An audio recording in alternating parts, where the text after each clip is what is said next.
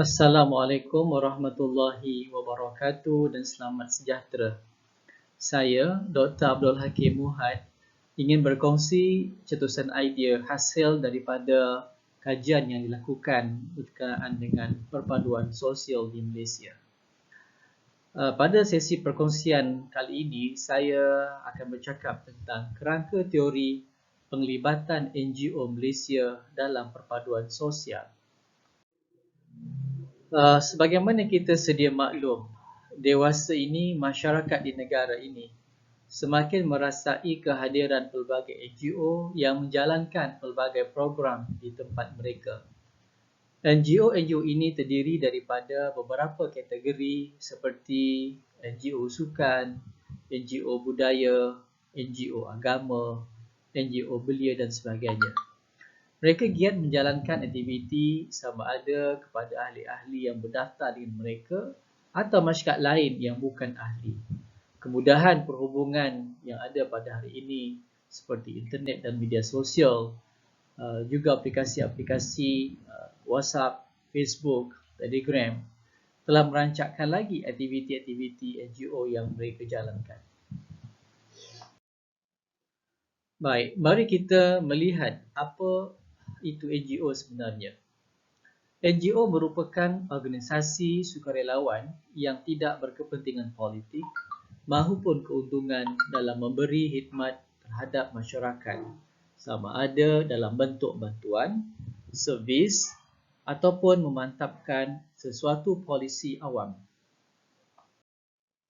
Hasil kajian terdahulu mendapati bahawa NGO dapat mengukuhkan kesepaduan sosial dengan membina norma mengambil berat, bersifat prihatin dan menyumbang kepada masyarakat. Persoalannya, bagaimana pula keadaan di Malaysia?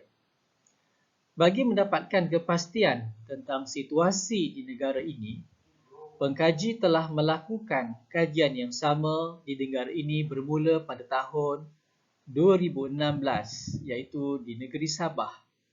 Kajian yang kedua pula dilakukan pada tahun 2019 di Semenanjung Malaysia. Hasil kajian mendapati bahawa NGO di Malaysia turut berperanan dalam memupuk perpaduan sosial dengan menerapkan elemen perpaduan dalam program yang mereka anjurkan. Hasil daripada kajian yang dilakukan, satu kerangka teori penglibatan NGO Malaysia dalam perpaduan nasional telah dihasilkan. Kerangka teori ini menggunakan pandangan Woolley 1998 berkaitan elemen kesepaduan dalam program NGO dan juga pandangan Samsul Amri 2012 tentang elemen perpaduan dalam program NGO. Menurut teori kesepaduan sosial Woolley 1998, terdapat 3 dimensi penentu kesepaduan, iaitu yang pertamanya, ketiadaan pengasingan sosial, yang kedua, kualiti dan kuantiti interaksi dan hubungan dalam masyarakat, dan yang ketiga, perkongsian nilai dan memahami antara satu sama lain di dalam sesebuah masyarakat yang mungkin berbeza latar belakang budaya dan kepercayaan. Manakala pandangan Samsul Amri 2012 pula menyatakan bahawa perpaduan adalah sebagai suatu kesamaan dan kesatuan dalam membentuk identiti nasional seperti satu bangsa, satu agama, satu bahasa dan satu negara. Melihat dalam konteks negara berbilang kaum, etnik dan agama, adalah hampir mustahil perkara ini dapat dicapai. Oleh itu, konsep perpaduan yang dicadangkan adalah perpaduan dalam kepelbagaian ataupun dikenali sebagai unity in diversity. Terdapat 3 perspektif perpaduan dalam pelbagaian yang diperkenalkan oleh Samsul Amri 2012, iaitu dari segi psikologi sosial, cara kesatuan merentas pemisah fizikal dan psikologikal. Yang kedua, antropologi sosial, iaitu merangkumi aspek epistemologi dengan menganalisis bagaimana manusia mengurus abstrak dan nyata serta perbezaan sosial sedia ada dalam membentuk identiti nasional. Dan yang ketiga, ontologi, iaitu mengurus dan menyusun perbezaan untuk mewujudkan keadaan aman dan stabil bagi meraih kesenangan dan kemewahan material. Gabungan pandangan Woolley 1998 dan juga Samsul Amri 2012, maka terhasillah satu kerangka teori penglibatan NGO Malaysia dalam perpaduan sosial.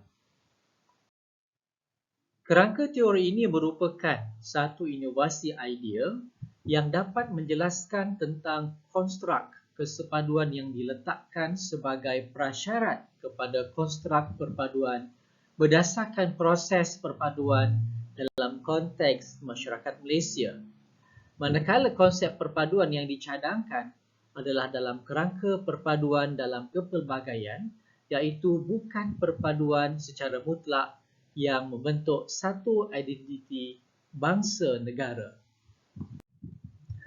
Kerangka teori ini dapat menjelaskan tentang bagaimana NGO di negara ini boleh memainkan peranan yang berkesan dalam merealisasikan kesatuan dalam masyarakat pelbagai di negara ini. Kerangka teori ini juga boleh dijadikan panduan gerak kerja oleh Jabatan Perpaduan Negara dan agensi kerajaan yang terlibat dengan agenda perpaduan.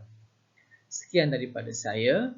Wabillahi taufiq wal hidayah. Wassalamualaikum warahmatullahi wabarakatuh dan terima kasih.